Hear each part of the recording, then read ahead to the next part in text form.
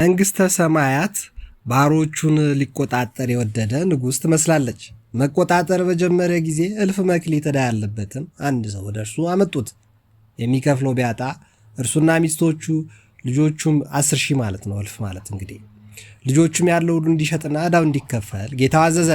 ባሪያውም ወድቆ ሰገደ፣ ታገሰኝ አለ። አዘነለትና ተወው፣ ሰረዘለትም። ነገር ግን ያው ራሱ ባሪያ ወጥቶ ከባልንጀራዎቹ 100 ዲናር ዕዳ ያለበትን አንዱን አገኘ። ዕዳህን ክፈለኝ ብሎ ያዘና አነቀው። ስለዚህ ወድቆ ያ ባሪያውም ለመነው፣ ታገሰኝ ከፍልሃለሁ አለው። እርሱም አልወደደም። የጭራሽ እንዲከፍል ዕዳውንም እስኪከፍል ድረስ ወህኒ ያስገባው። የዚህ ጌታ ባሪያዎች ያደረገውን አይተው አዘኑ።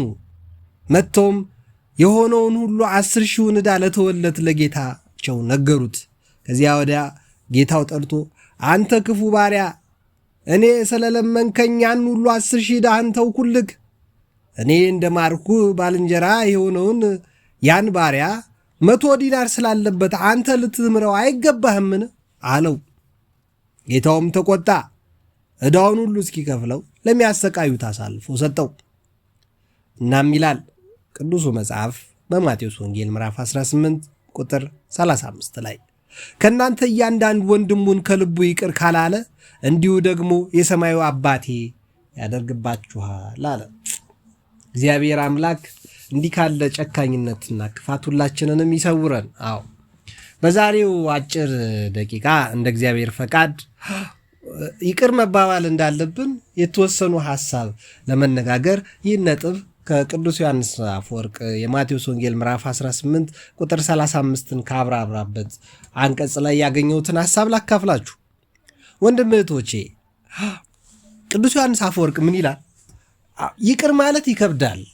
የበደሉንን ይቅር ማለት፣ ያጠፉንን፣ የሰደቡንን፣ የጎዱንን፣ ያሰቃዩንን፣ ብዙ ጉዳት ያደረሱብንን ሰዎች ይቅር ማለት በእውነት ይከብዳል ይላል። በእውነት ይከብዳል። ነገር ግን ይላል ቅዱስ ዮሐንስ አፈወርቅ፣ ነገር ግን እነዚህ ሰዎች 100 ብር እንደተበደሩን ሰዎች አድርጋችሁ ቁጠሯቸው። 100 ብር እንደጎዱን ያህል እኛ ግን ጌታን 10,000 ጎድተነዋል፣ 10,000 አጥፍተናል፣ 10,000 በድለናል። ስለዚህ ጌታችን መድኃኒታችን ኢየሱስ ክርስቶስ ይቅር እንዲለን አባታችን ሆይ በሚለው ጸሎቱ እንዳስተማረን የበደልናቸውን ይቅር ብለን ይቅር በለን፣ በደላችን ሁሉ ይቅር በለን፣ እኛም የበደሉንን ይቅር እንዳልነው ብለን በፊቱ እንድንጸልይ ጸሎት አስተምሮናል። ይቅር ሳንል ታዲያ እንዴት እንጸልያለን? 100 ብር የቀሙንን ሰዎች ይቅር ሳንል እኛ 10,000 ብር ከጌታ ቀምተን እንዴት ነው ይቅር እንዲለን መጠየቅ የምንችለው? ጌታ ብዙ አበድሮናል። ብዙ ዕዳ አለብን። ብዙ ዕዳ አለብን። ዕዳዎቻችን ብዙ ናቸው። አዎ ያጠፋናቸው፣ የበደልናቸው፣ ሕግ የጣስንባቸው፣ ስርዓቱን ያቃለልንበት፣ አምላክነቱን የነቀፍንበት፣ የወቀስንበት፣ አዎ ያጎደልንበት ብዙ ቦታ መኖሩ፣ አለመጸለያችን፣ አለመጾማችን፣ አለመስገዳችን፣ ለወንድም ለእህቶቻችን አለመርዳት፣ አለማገዛችን፣ ካለን አለማካፈላችን። አዎ መስዋዕት ከኛ በአዲስ ኪዳን መስዋዕት ምን ማለት ነው ይላል ቅዱስ ዮሐንስ አፈወርቅ። መስዋዕት በአዲስ ኪዳን መስዋዕት የሚባለው ምንድን ነው? ለድሃ ለተቸገረ መርዳት መስጠት ነው ይላል መስዋዕት። የዚህ ዘመን መስዋዕት በሬ አርዶ በግ አወራርዶ ለጌታ አቃጥሎ መዓዛውን ልክ የኖህን መዓዛ እንዳሸተተ አሽትትልኝ ማለት አይደለም ይላል። በዘፍጥረት ምዕራፍ 8 ላይ ቃሉን ላንብብላችሁ ወገኖቼ። በዘፍጥረት ምዕራፍ 8 ላይ ምንድን ነው የሚለው? መዓዛውን አሸተተ ይላል። ኖህም ለእግዚአብሔር መሠዊያ ሠራ፣ ከንጹሕ እንስሳ ሁሉ ከንጹሕ ወፎችም ሁሉ ወሰደ፣ በመሠዊያው ላይ አቀረበ። እግዚአብሔርም መልካሙን መዓዛ አሸተተለት በልቡ አለ። ስለዚህ አሸተተለት። እግዚአብሔር የኖህን መልካም መዓዛ አሸተተለት። ለምን? ልቡ ንጹሕ ነዋ። ሊያቀርብ የፈለገው በንጹሕ ልቡ ነዋ እንጂ እግዚአብሔር ያቀረበው መስዋዕት ደስ አሰኝቶት ወይም በመስዋዕት የሚሸነገል አምላክ ስለሆነ አይደለም። ለእግዚአብሔር ንጹሕ ነገር ማቅረብ ከኛ ይጠበቃል። ደግሞ በኢሳይያስ በትንቢተ ኢሳይያስ ደግሞ ምዕራፍ 1 ወገኖች የሚወቅሰን በዚሁ ልክ ደግሞ ሌላ ቃል አለ። ምን የሚል ምንድነው የሚለው? ምድራችሁ የመስዋዕታችሁ ብዛት ለእኔ ምን ይጠቅመኛል ይላል እግዚአብሔር። የሚቃጠለውን የአውራ በግ መስዋዕትና የፍሪዳን ስብ ጠግቤአለሁ። የበሬና የበግ ጠቦት የአውራ ፍየልም ደም ደስ አያሰኘኝም። በእኔ ፊት ልትታዩ ብትመጡ ይህን የመቅደሴን አደባባይ መርገጣችሁን ከእጃችሁ የሚሻ ማን ነው? ምናምንቴ ቁርባናችሁን ጨምራችሁ አታምጡልኝ። ዕጣናችሁ በእኔ ዘንድ አጸያፊ ነው። መባችሁንና ሰንበታችሁን በጉባኤ መሰብሰባችሁንም አልወድም። በደልንም የተቀደሰውንም ጉባኤ አልታገስም። መባቻችሁና በዓላቶቻችሁን ነፍሴ ጠልታለች፣ ሸክም ሆነውብኛል። ልታገሳቸው ደክሜያለሁ። እጃችሁንም ወደ እኔ ብትዘረጉ ዓይኔን ከእናንተ ሰውራለሁ። ልመናንም ብታበዙ አልሰማችሁም። እጆቻችሁ ምን ስለተሞሉ ደም ተሞልተዋል። ታጠቡ፣ ሰውነታችሁንም አንጹ። የሥራችሁን ክፋት ከዓይኔ ፊት አስወግዱ። ክፉ ማድረግን ተዉ፣ መልካም መስራትን ተማሩ። ፍርድን ፈልጉ፣ የተገፋውንም ለድሃ አደጉ ፍረዱለት። የተገፋውን አድኑ፣ ለድሃ አደጉ ፍረዱለት። ስለ መበለቲቱ ተሟገቱ። ኑና እንዋቀስ ያናድርጋችሁ ከሆነ ይላል እግዚአብሔር። ኃጢአታችሁ እንዳለ ላብቶን። ወገኖቼ አስተውላችኋል? ዕጣናችሁ በእኔ ዘንድ አጸያፊ ነው ያለ ጌታ የኖህን የሰዋውን መዓዛ አሸተተለት ይላል ደግሞ በዘፍጥረት 8 ላይ። ዕጣን አጸያፊ ሆኖ ነው አይደለም። መስዋዕት አጸያፊ ሆኖ ነው አይደለም። ሰንበት ማክበራችን፣ በዓላት ማክበራችን፣ መጾም፣ መጸለይ፣ መስገዳችን ነውር ሆኖ ነው አይደለም። እግዚአብሔር ወንድማችንን ይቅር ሳንል እህታችንን አሳዝነን ቤተሰቦቻችንን ጎድተን ጎረቤቶቻችንን በድለን በሰው ልጆች ላይ አምፀን የሰው ልጆችን አምላክ እግዚአብሔርን ደስ ማሰኘት እንዴት እንችላለን?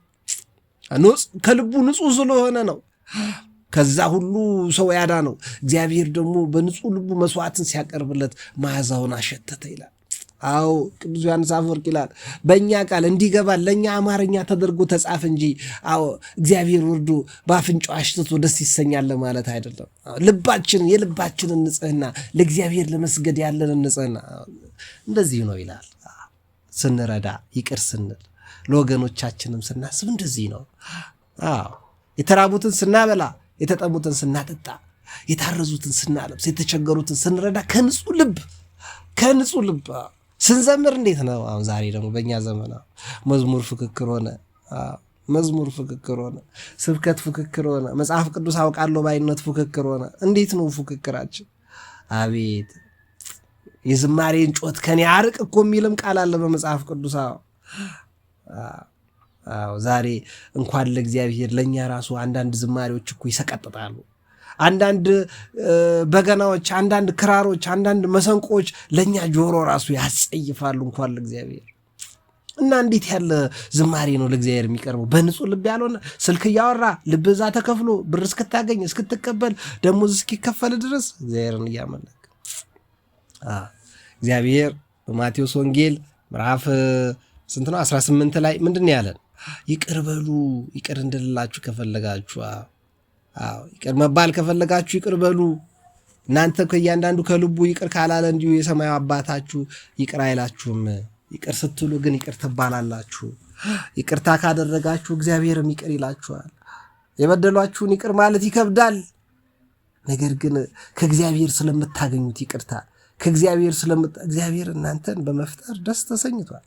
ሰማይን ለእናንተ፣ የሚበሩትን አዕዋፋት ሁሉ ለእናንተ፣ በባህር ያሉትን ሁሉ ነፍሳት ለእናንተ፣ መሬቱን፣ ጫካውን፣ ተራራው፣ ገደሉ፣ በዚህ ውስጥ ያሉትን ሁሉ ፍጥረታት ለእናንተ ፈጠረ። ለአንቺ፣ ለአንተ፣ ለወንድሜ፣ ለእህቴ ፈጠረልን ለሁላችን። ክረምትና በጋ ያፈራርቅናል። ቀንና ሌሊትን ያለዋውጥልናል። ውሃና ነፋስ፣ አየር፣ ፀሐይ ይሰጠናል። እግዚአብሔር ያላደረገልን ምንድን ነው? ከዚህ ሁሉ በላይ እየበደል ነው ስንመጣ ጌታችን መድኃኒታችን ኢየሱስ ክርስቶስ እመቤታችን ከቅድስት ድንግል ማርያም ሰው ሆኖ ከእኛ መካከል መገኘት መረጠ። አምላካችን መካከላችን ላይ ሆነ። እግዚአብሔር ከእኛ ጋር ሆነ። ከእኛ ጋር መሆንን መረጠ። እመቤታችን ቅድስት ድንግል ማርያም ምክንያት አድርጎ ከኛ መካከል መሆንን መረጠ። ወደደን፣ ፈቀደን፣ ቤተ ክርስቲያን ሰጠን። በቅድስት ቤተ ክርስቲያን ውስጥ የጸሎት፣ የዝማሬ፣ የስብከት መርሃ ግብር ዘረጋልን። በዚህ ውስጥ ደስ እንድንሰኝ በዓላቶችን ሰጠን፣ በረከቶችን አደለን። ጻድቃን ሰማዕታትን በእነሱ ስም ጭራሽ አይደለም የምንረዳው ብናጣ፣ በእነሱ ስም፣ በጻድቃን በቅዱሳን ስም ውሃ በተፈጥሮ ቀዝቃዛ ነው። ቀዝቃዛ ውሃ ያለው ፍሪጅ ውስጥ አስገብታችሁ ለማለት አይደለም። በተፈጥሮ ቀዝቃዛ ነው ውሃ። አፍልተን ሻይ አድርገን አሙቀን እንድናጠጣ ወተት እንድንሰጥ አይደለም የታዘዝነው። ውሃ፣ ንጹህ ውሃ፣ በቃ ንጹህ ውሃ ጨለፍ አድርገን ለጠማው ሰው ብናጠጣ እግዚአብሔር የቅድስት አርሴማን፣ የቅዱስ ጊዮርጊስን፣ የጻድቃን፣ የሰማዕታት ዛሬ በዚህ ቀን የሚታሰቡትን የቅዱሳን ሁሉ በረከት እንዲሰጠን መድኃኔዓለም ኢየሱስ ክርስቶስ የፍጥረታት ሁሉ ገዢ እግዚአብሔር ፈቃዱ ነው። አብ ወልድ መንፈስ ቅዱስ የዘላለም አባት የሰላም አለቃ የሰላም ንጉሥ እግዚአብሔር አጋዕዝተ ዓለም ቅድስት ሥላሴ የምንለው አብ ወልድ መንፈስ ቅዱስ ፈቃዱ ነው፣ ውዱ ነው። ይቅር ሊለን ሊረዳን ሊያግዘን ፍላጎቱ ነው። እኛስ ምን ያህል ነው ምርር ያለ ጥላቻ በሰው ላይ ያለ ነው። በቀደም ዳንኤል ክብረትን ሳገኘው ስጨብጠው ውስጤ እንደዚህ አይነት ክፋት እያሰበ ነው። ስለዚህ ይቅር መባባል አለብን። በጣም አምረን መጋደላችን ጠባችን ከሰው ጋር ከደምና ከስጋ ጋር አይደለም የሚለውን ነገር ማስተዋል አለብን። ስለዚህ ለክፉ እጅ መስጠት የለብንም። ከክፉ ጋር ተሟዘን ዘመናችን መጨረስ የለብንም። ጥላቻን ከውስጣችን እናደግ፣ ይቅር እንበል፣ እግዚአብሔርም ይቅር ይነናል ለማለት ነው። ወንድም እህቶቼ መልካም ቀን ይሁንላችሁ፣ መልካም ጊዜ ይሁንላችሁ። ሀሳብ አስተያየት ካላችሁ ስጡ። እግዚአብሔርን ይቅር እንዲለን ደግሞ እናንተም ይቅር ተባባሉ፣ ይቅርታን አድርጉ። መልካም ጊዜ ይሁንላችሁ። ይመቻችሁ።